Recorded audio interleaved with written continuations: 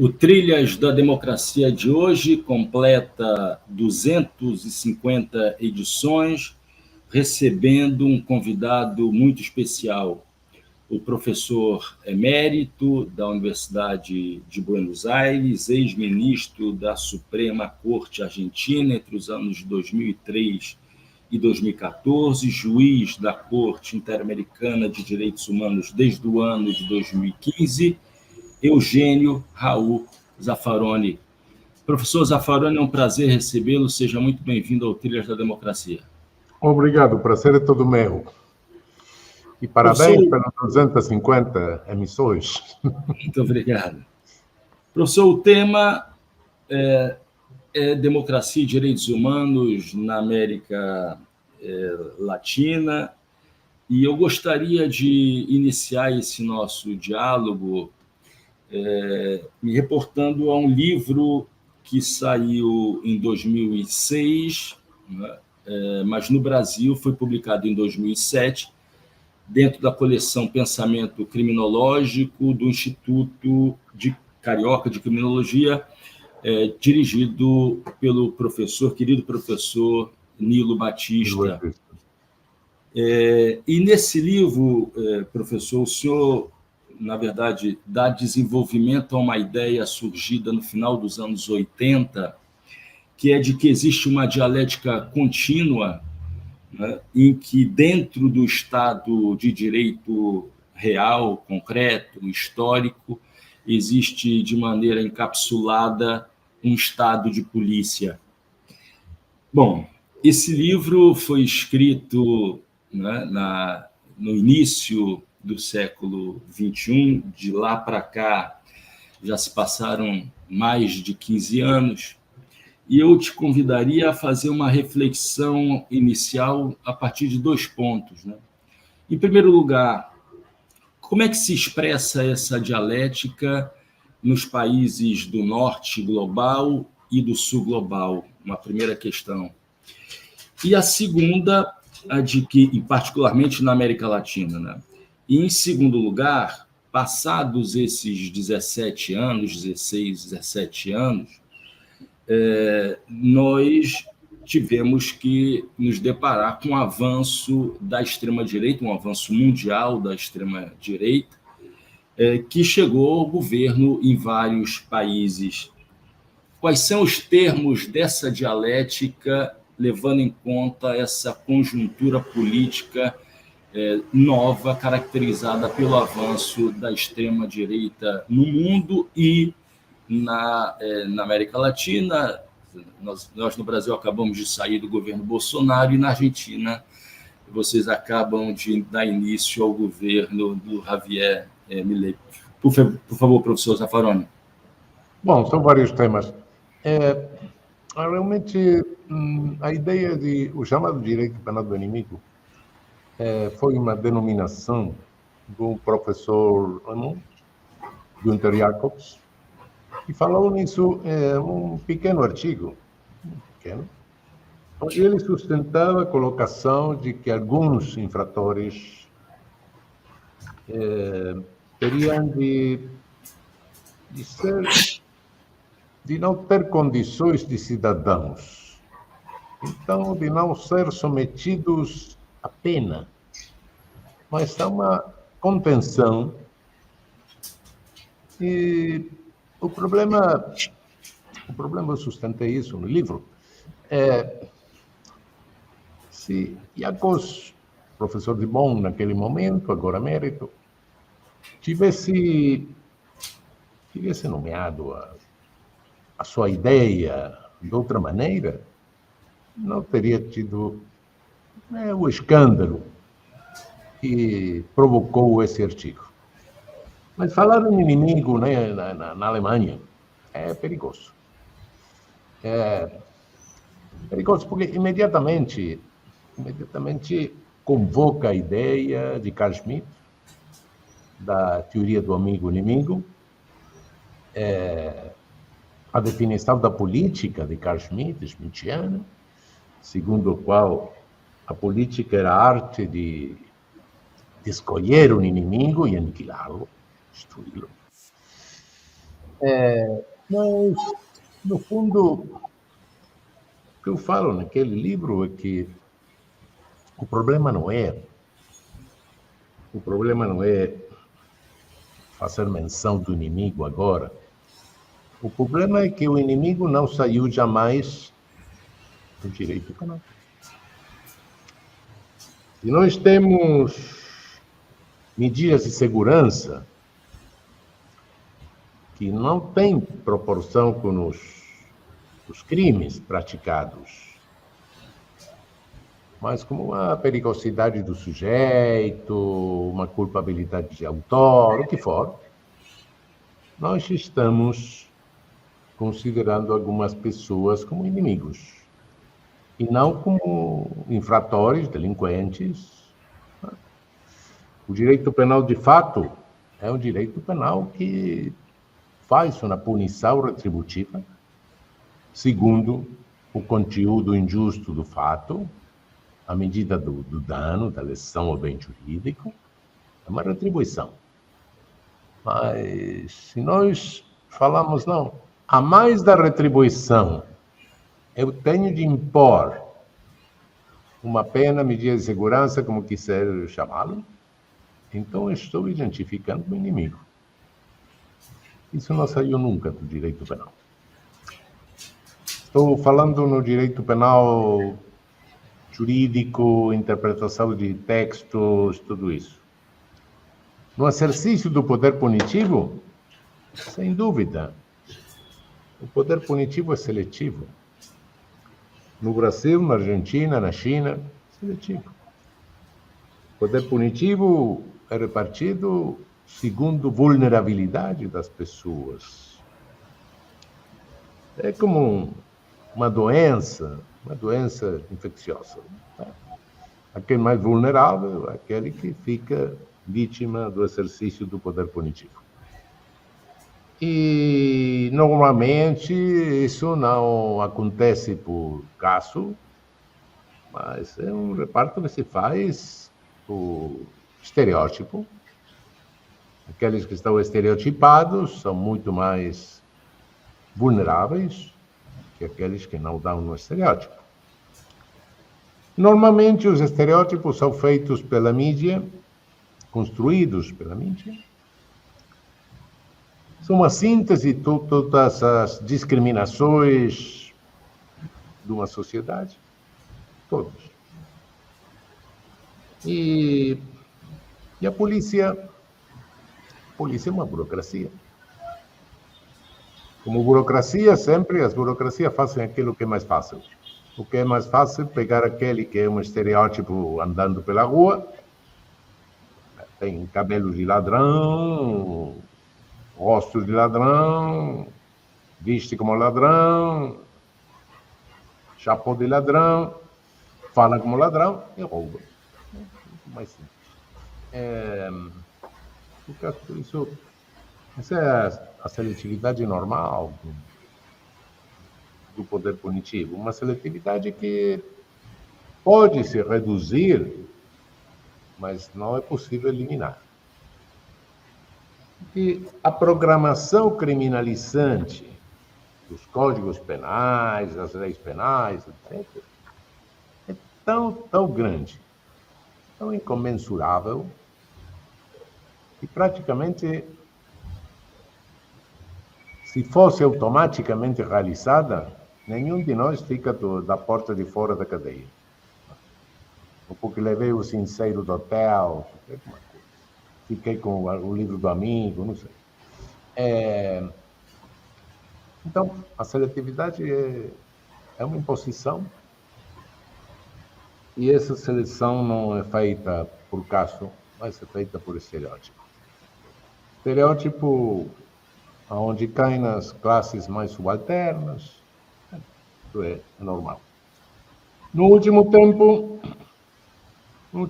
a seletividade, nos últimos decênios, a seletividade, especialmente na nossa América, mas não só na nossa América, a seletividade também vai cair sobre políticos.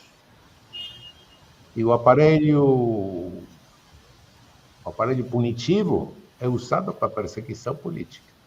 é o chamado de lawfare, que agora todo tem de ser falado em inglês, né? É o famoso lawfare, que Dilma Lula, Cristina, Rafael Correa, bom, Evo Morales, é o lawfare. É uma nova seletividade de perseguição política. Agora bem, isto está vinculado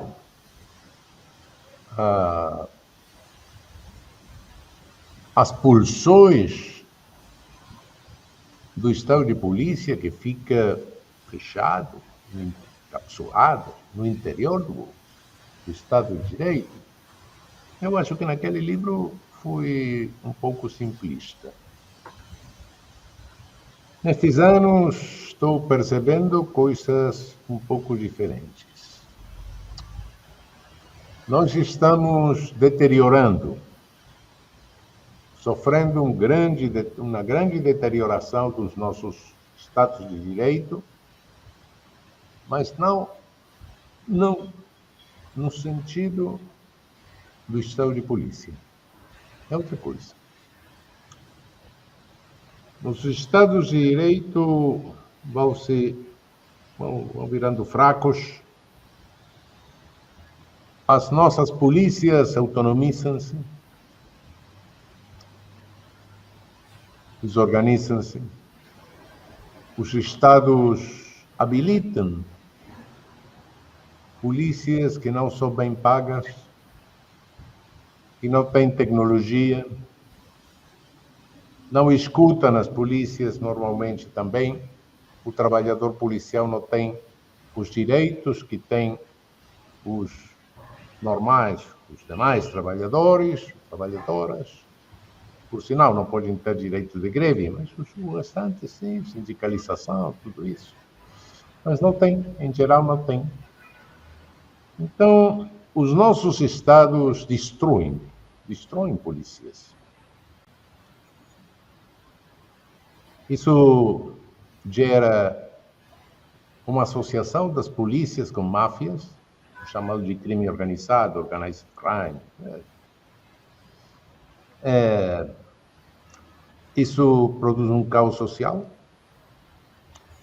Emergem nos grupos de autodefesa,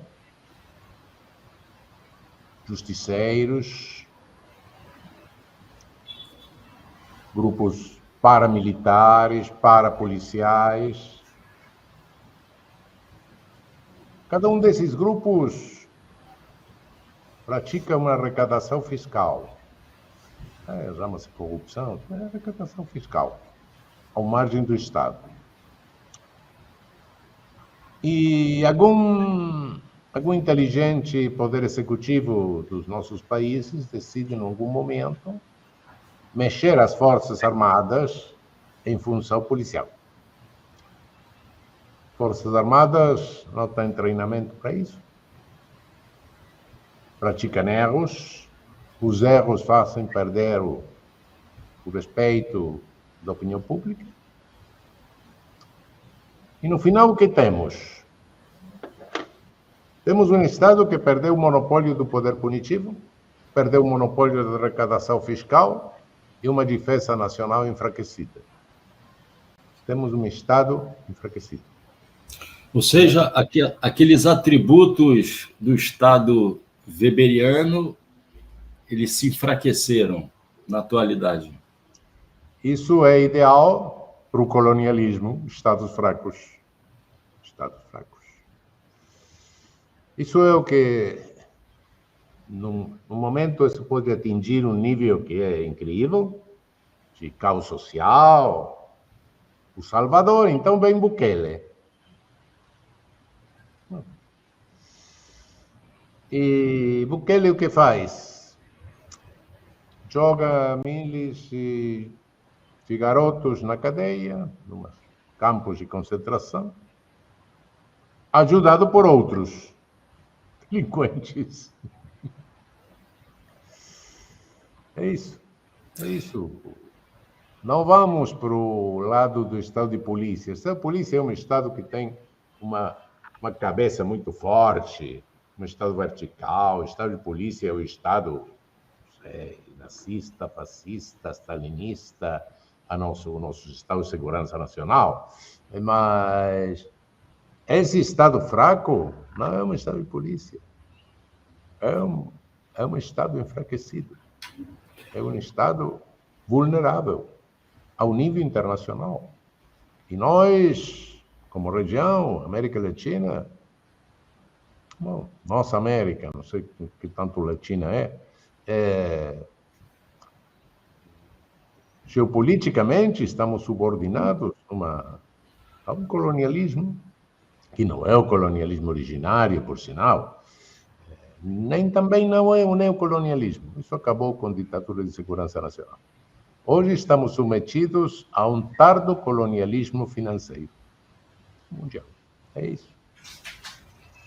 Falar em direita e esquerda na América Latina... Sim, por favor.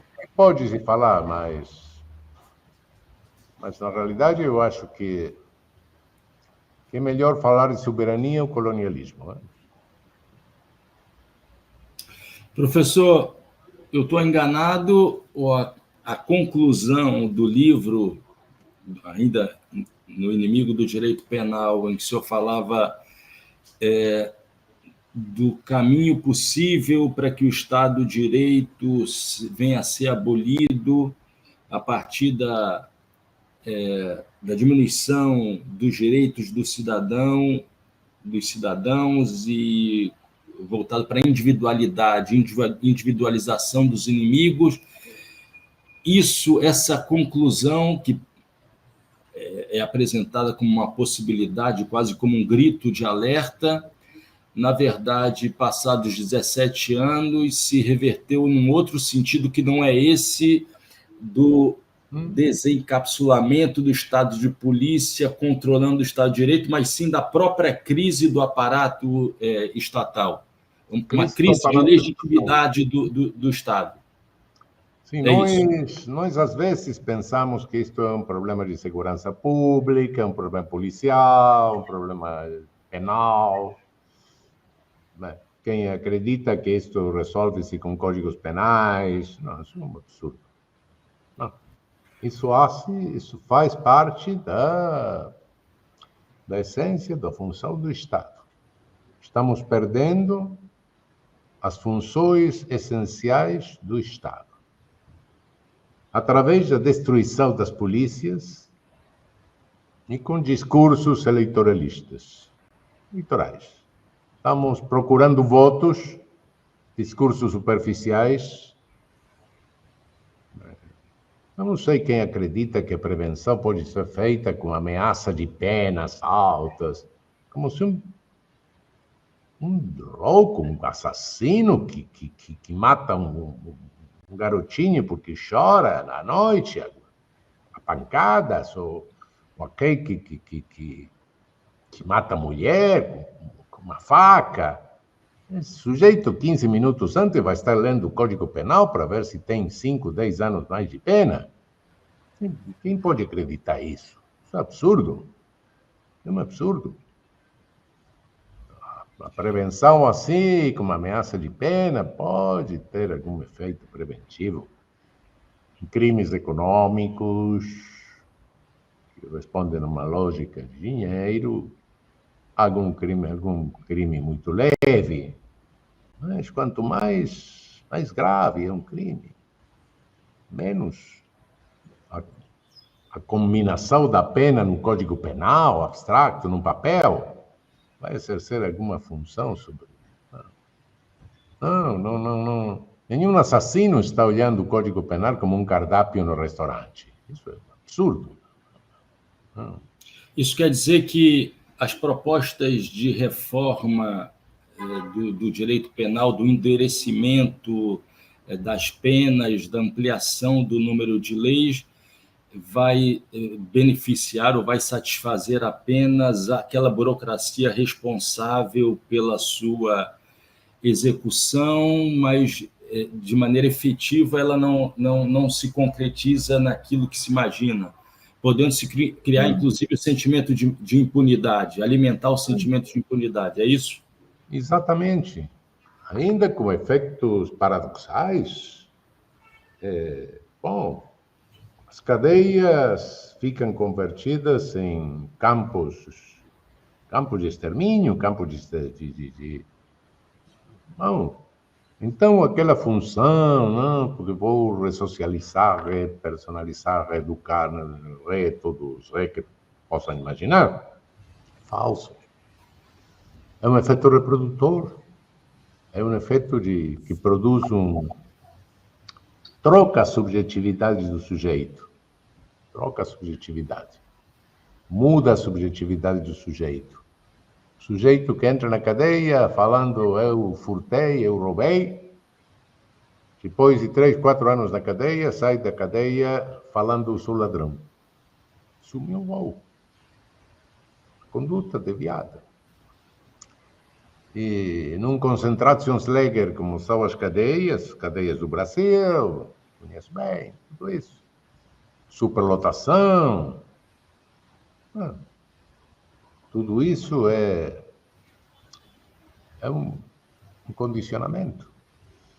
Para os bobos, todos temos certeza que o homicida tem de ir longos anos na cadeia, tudo isso está bem. Mas quantos habitantes das nossas cadeias são homicidas? 15%? Quantos estão imputados por crimes contra pessoas? 20%?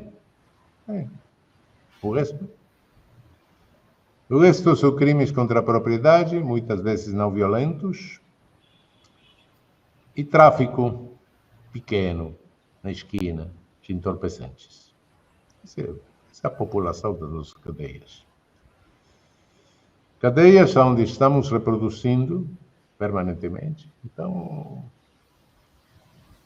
vocês têm cadeias superlotadas e ainda assim têm mandatos de prisão, alguns centos de mil, acho, que não são executados. O judiciário continua a produzir mandatos de prisão. Um novo negócio para a polícia. Escolher, quando tem uma vaga na cadeia, escolher quem vai ir para a cadeia. E não escolher. Tudo isso tem um preço também.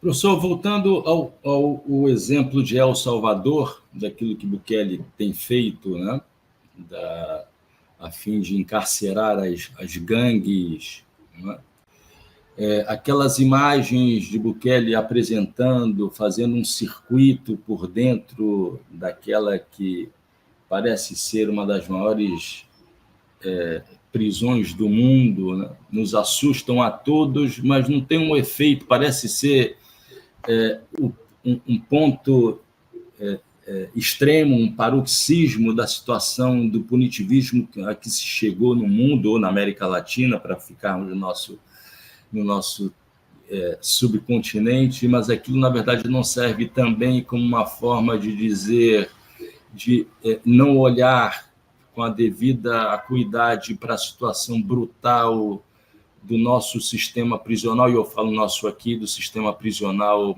brasileiro.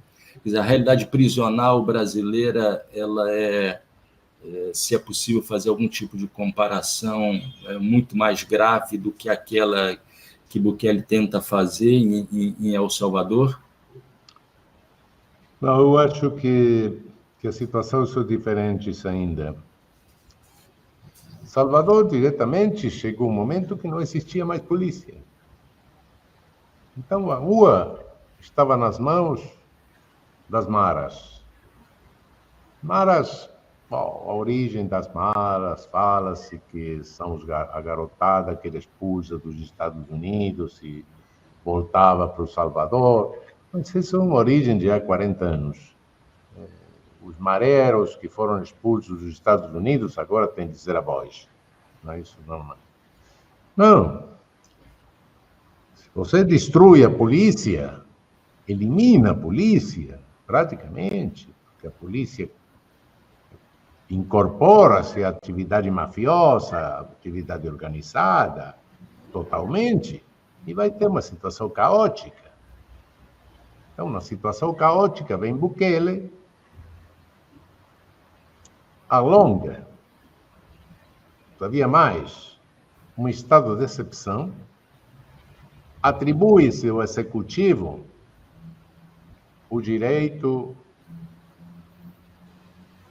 de inspecionar moradas, de privar de liberdade a qualquer um sem processo, e toda a população está submetida a isso.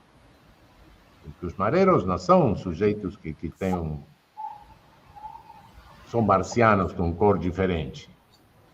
É uma ditadura feita desse jeito. É um estado de emergência contínua, onde as garantias não sumiram. Então, mas isso é porque institucionalmente destruíram o Estado, e basicamente o que destruíram do Estado foi, antes de nada, a polícia. Bom, se destrói a polícia, permite que a polícia não pague a polícia, meta-se, não pague. O salário policial, então, é feito com caixas da criminalidade organizada. E, no final, isso é um desastre. A polícia tem de ser bem paga, a polícia tem de ser tecnificada. Nós não deixamos a nossa saúde nas mãos de qualquer um, não, de médicos, técnicos. Bom, a nossa liberdade, a nossa vida também tem de estar. A polícia tem de ser tecnificada, tem que ser bem paga. O chefe de polícia tem de ter um salário equivalente a um juiz, e polícia tem de ser organizada, e os trabalhadores e trabalhadoras policiais têm direito a expressar sua opinião, não só falar o que fala o chefe. Quais são as condições de trabalho, quais são as condições de segurança, quais são as condições de doenças profissionais. Tudo isso tem que ser como qualquer trabalhador. Polícia não é um serviço militar, é um serviço civil. Tem que ser cuidado como serviço civil indispensável. Destruição das polícias, o resultado é esse. Caos total. E no caos, uma ditadura absurda. Mas, professor, quando a gente pensa na realidade brasileira, existe em setores de esquerda um razoável consenso em torno da necessidade de desmilitarização da polícia militar, né? Dessa polícia militar, herança da nossa ditadura. Óbvio. Como é possível conciliar Vocês têm uma polícia federal muito boa. Sim. Para que precisam da polícia militar? O que é esse invento?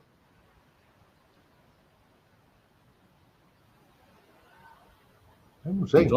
Então, na verdade, não se trata de um expansionismo desenfreado do poder policial, mas sim uma polícia que saiba agir, recupere o seu poder de investigação. É esse o caminho?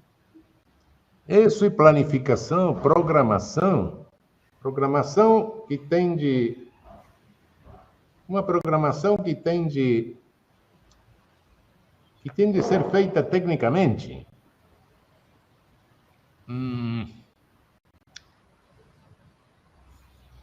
Realmente, prevenção do crime é um bom título para uma porta do mundo, mas o crime não existe. O crime é uma abstração que fazemos juristas.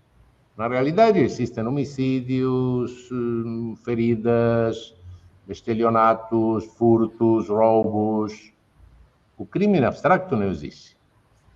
E cada um desses tem características que são particulares também. Não é o mesmo um homicídio intrafamiliar do que um homicídio para roubar, do que um homicídio entre vizinhos, conflitos, questões diferentes, que precisam prevenções diferentes e locais, muito locais, às vezes do bairro. Então, se não temos um monitoreio criminológico bem feito, dizer, bom, está aumentando esse fenômeno violento aqui, o que é que está acontecendo? E quando temos uma luz vermelha, acudir e perguntar o que está acontecendo. Todo conflito, toda conflitividade tem um marco. Às vezes, prevenção primária é lutar contra o marco conflitivo. Muitas vezes é miséria, muitas vezes pode ser conflitos interculturais, muitas vezes conflitos religiosos, não sei, conflitos. Bom, vamos resolver. Ou um bairro onde tem pessoas de alta rentabilidade junto a uma favela. Bom, prevenção primária é resolver o marco, que não sempre é fácil, às vezes é difícil. Prevenção secundária, a polícia e nós. Ninguém mata alguém na rua à luz do dia, não. Em geral, não. Então, nós também, os cidadãos, fazemos uma função de prevenção especial sobre os conflitos, prevenção secundária. Tecnicamente, naturalmente, a polícia. Mas se não temos isso, e não programamos racionalmente, e não temos uma monitoreio, uma constatação técnica do que está acontecendo em cada momento na nossa sociedade, então é muito fácil, sai um sujeito que diz, vou aumentar as penas, o código. Fala bobagens. Aliás, o penal chega quando a vítima está morta. A prevenção é chegar antes. Não chegar para levar cadáver, mas chegar para evitar a presença do cadáver. É isso. E, professor, que setores da política, partindo do princípio que a gente vive uma crise da democracia liberal, quais os setores, quais os espectros, quais campos políticos se encontram preparados para colocar em prática esse resgate dessa ideia, digamos, de fortalecimento daquilo que deve ser forte num Estado, com essa proposta de uma segurança pública que tem esse caráter, né? Falando a verdade, nenhum. Todos procuram votos. Às vezes, os mesmos movimentos progressistas. Por quê? Porque a mídia, que todos sabemos ao serviço de quem está sempre, a mídia gera uma situação de vingança, de alarma social. Não tem importância se responde ou não à realidade. A mídia cria a realidade, inventa a realidade. Nós vivemos através de uma realidade criada pela mídia. Então, perante essa criação da realidade da mídia, os políticos reagem diferentes ideologias. Isto não, o progressismo não é uma vacina frente a isto, não. Agem eleitoralmente. Então, querem soluções rápidas. A política de prevenção não é rápida. Os tempos da política são muito mais rápidos, tempos eleitorais. Eu quero votos, então vou fazer tolerância zero, qualquer bobagem dessas. Enquanto continuamos com essas bobagens, estamos destruindo estados. Estamos destruindo a base do Estado de Direito. Estamos oferecendo os nossos estados a um submetimento colonialista. E professor, o senhor costumava dizer que existem dois caminhos, não é? Para a resolução dos conflitos, né? Um caminho seria, sempre na discussão sobre o inimigo, sobre a invenção do inimigo, né? o caminho da violência como solução final que gera o genocídio, as práticas genocidas, né? E a alternativa dos direitos humanos e da democracia, que é exatamente a alternativa da política. Eu sinto na sua fala uma forte dose de pessimismo em relação à possibilidade desse caminho da política ser o veio pelo qual se realiza a democracia e os direitos humanos. Eu estou enganado? Não, não sou pessimista. Infelizmente, a humanidade, no final, bom, atesoura a experiência. Só que, antes disso, vamos ter muitos cadáveres. Esse é o problema. Que poderíamos tê-los poupado. Essa é coisa. Infelizmente, depois dos genocídios, tem de reparar, O que é um genocídio? É o poder punitivo sem contenção. É isso um genocídio. Genocídio é isso. Crime massivo, assassinato massivo. É o poder punitivo descontrolado totalmente. Não tem controle judiciário, não tem controle jurídico, perde toda a racionalidade. É o poder político liberado ao um poder policial totalmente descontrolado. É isso um genocídio, não é outra coisa. Então, depois dessas experiências tristes, nas quais ficam muitos mortos, a sociedade reage e reconstrói-se. Mas eu não sou pessimista, eu sei que isso acontece, mas a minha preocupação é evitar os cadáveres, evitar os mortos, poupar os mortos. Mas nas nossas democracias, com monopólios de mídia e tudo isso, é difícil. É difícil porque o político sempre está tentado, urgido pela coisa eleitoral. Urgido. E tentado de pegar o caminho que é mais fácil, o caminho eleitoralista, discurso eleitoralista, obter votos. Eu vou ser mais duro do que outro. Vou fazer pagar aos criminosos os crimes.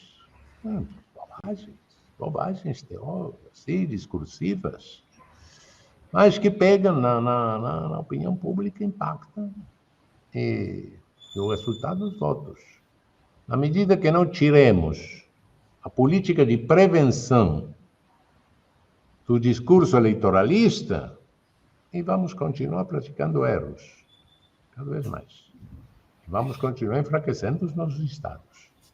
Professor, fazendo um deslocamento para o plano internacional, o senhor fala da crise dos estados nacionais, e só para falar de episódios recentes, né? A guerra da Ucrânia, o conflito Israel-Palestina, o massacre imposto aos palestinos por parte do Estado de Israel, só reforça a ideia, o discurso de uma crise de legitimidade dos organismos internacionais. Como é que quem está de dentro, né, de um organismo internacional, de um organismo que foi criado em função exatamente dessa ideia da importância no pós-Segunda Guerra Mundial da criação de organismos internacionais, como é que quem está dentro dessa estrutura observa essa crise de legitimidade desses organismos? Bom, nos anos que eu estive na Corte Interamericana, fizemos sentenças, mas as sentenças nossas têm um sistema interamericano muito fraco. Não é forte como o sistema europeu, é mais forte. E o direito internacional é um direito, mas, no fundo, em toda questão de direito, existe uma questão política. do poder. E hoje, eu falei, é um momento do lawfare, não? Lawfare. Mas o lawfare não é só um fenômeno latino-americano. Agora, o lawfare é um fenômeno dos Estados Unidos também. Quem está sendo vítima de um lawfare neste momento? Trump. Eu não acredito que Trump seja perseguido penalmente porque um sujeito fantasiou-se de índio. Não acredito isso. Eu não gosto da personagem. Não, para nada. Mas tenho de reconhecer uma coisa. Ele fala uma verdade. Eu não fiz nenhuma guerra, Fábio. Verdade. Ele não fez nenhuma guerra. Isso é que ele não fez nenhuma concessão ao complexo militar industrial. Lembro que há muitos anos, quando Eisenhower deixava a presidência dos Estados Unidos, Kennedy, ele falou no seu discurso de despedida do risco de que os objetivos estratégicos dos Estados Unidos estejam sendo mudados por objetivos do complexo industrial militar. Olha que isto é um problema. Trump quis reindustrializar os Estados Unidos. Falou para as transnacionais: acabem de produzir fora, explorando o trabalho escravo. Vem produzir aqui. Isso também não gosta das transnacionais. Então, não gosto do personagem, não estou defendendo o personagem, mas olha que os interesses financeiros viram interesses políticos. Nesse momento, o que está acontecendo no mundo é que as estruturas políticas, falo no norte, são submetidas aos condicionamentos das corporações transnacionais. E não tem nacionalidade, tem domicílio. Empregam os aparatos estatais dos países onde estão domiciliados por seus interesses financeiros. É isso.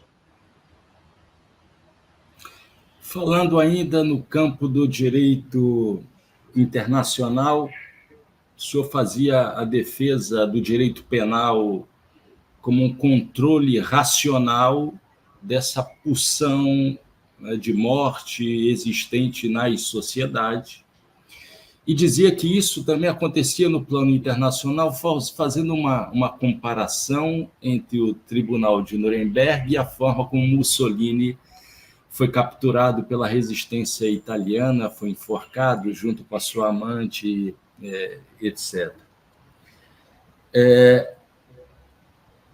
A forma como se resolvem os conflitos no plano internacional hoje se encontra mais próximo do tribunal, da lógica do Tribunal de Nuremberg ou da lógica da captura de Mussolini pela resistência italiana, independente, vamos fazer um jogo aqui, independentemente da coloração política de quem enforca e de quem é enforcado? Não temos tribunal de Nuremberg.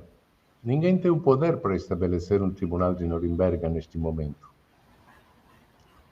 Então, temos guerras que respondem a interesses financeiros, transnacionais. O aparato internacional é muito fraco. As Nações Unidas fracas, não têm poder. O sistema interamericano é fraco. Podemos fazer algumas coisas que estabeleçam linhas jurisprudenciais, tudo isso. Mas o que temos são um mundo onde as coisas mudaram. Este não é um mundo neocolonial. Este é um mundo de um colonialismo tardio, financeiro, diferente. Já não temos exércitos ocupando os nossos países. Nem sequer trabalha na cabeça das nossas forças armadas para fazer exércitos de ocupação dos nossos países. Não. Agora o controle financeiro internacional. O capitalismo mudou num certo momento e em certo futuro do capitalismo, neste momento, sem ter, cuidado que isso é grave, um modelo alternativo. Não temos. Tem um velho sociólogo alemão, Wolfgang Streeck, escreveu um livro sobre isto. É um velho sociólogo, social-democrata, não é nenhum trotskista, não, é um velho sociólogo social-democrata. Dirigiu muito tempo o Instituto de Sociologia da Max Planck Stiftung, que ele fala disso. O que é isto?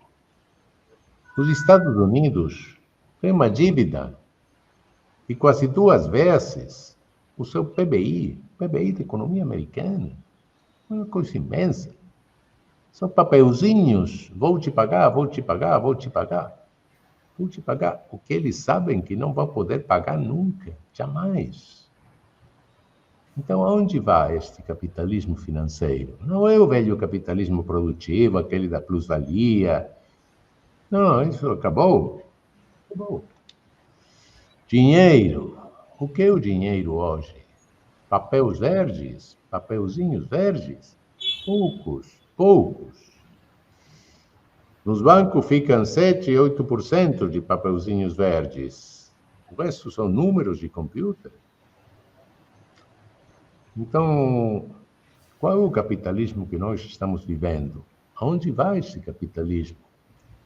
E Streeck fala que vai um caos internacional, um caos econômico, num certo momento. Que não é para ser feliz, para celebrá-lo, porque é um caos econômico onde não temos modelo alternativo. É como um aparato que está funcionando, rumo a um precipício, sem modelo alternativo. Nos restaria, diante da falta de modelos alternativos, a resistência democrática. A resistência democrática é o nosso limite dentro desse horizonte de ausência de alternativas. A resistência democrática e alguma coisa que está se percebendo no mundo, alguma coisa que está voltando um pouco, está alarmando a estas pessoas, estes very important persons, que são os CEOs, os Chief Executive Officers das corporações transnacionais, que no mundo estamos começando, também no mundo econômico, a uma renascença do nacionalismo econômico. O protecionismo da globalização, onde o mercado é tudo isso ainda no pensamento econômico está em crise, séria crise. Por muito que semelhe que a coisa vá nesse sentido, não vai nesse sentido. Estamos assistindo a uma renascença também, porque cada um tenta se defender também de uma agressão financeira, não? Professor, faltam 10 minutos para a gente encerrar essa entrevista e eu não poderia de falar da conjuntura política argentina.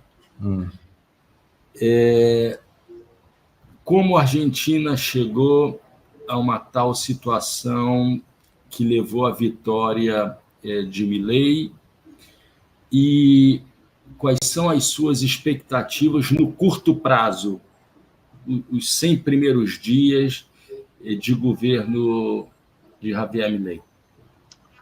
No curto prazo, ninguém sabe. A população e todos estamos numa grande situação de incertidumbre. Não sabemos o que vai acontecer. Possivelmente, um recorte muito forte, uma explosão de maior ainda da inflação. O discurso vai ser, apesar da herança que trazemos, um discurso que vai durar 3, 4 meses. Depois não sei. Isto é um fenômeno novo. Resultado, por quê? Resultado da decadência da nossa política. Realidade. Decadência. O movimento nacional perdeu condução. Estamos num vazio. O movimento nacional perdeu identidade. E, contudo, um 44% da nossa população votou por um candidato que não é simpático para ninguém, que era um ministro de economia, numa economia com 150% anual de inflação. E, contudo, o que em outro país teria sido um 10%, aqui foi um 44%. Ou seja, uma grande parte da nossa população, no final, foi racional. Esse foi o buraco da nossa política. Interesses mesquinhos, lutas internas absurdas, pessoas que acreditavam que estavam com segurança, no poder, que nada poderia tirá-los do poder. Personagens sem atrativo público, sem carisma, uma decadência da política deixou um vazio, e nesse vazio apareceu Milei. E eu acho que, não sei o que acontecerá, mas vai acontecer, mas em breve vamos ter sérios problemas. Mas as grandes crises saem nos grandes movimentos e as grandes lideranças. O vazio na política não vai. Política e vazio são duas coisas incompatíveis. Na frente do vazio, alguém preenche o vazio. E isso vai acontecer. Eu tenho certeza disso. Aconteceu sempre, não?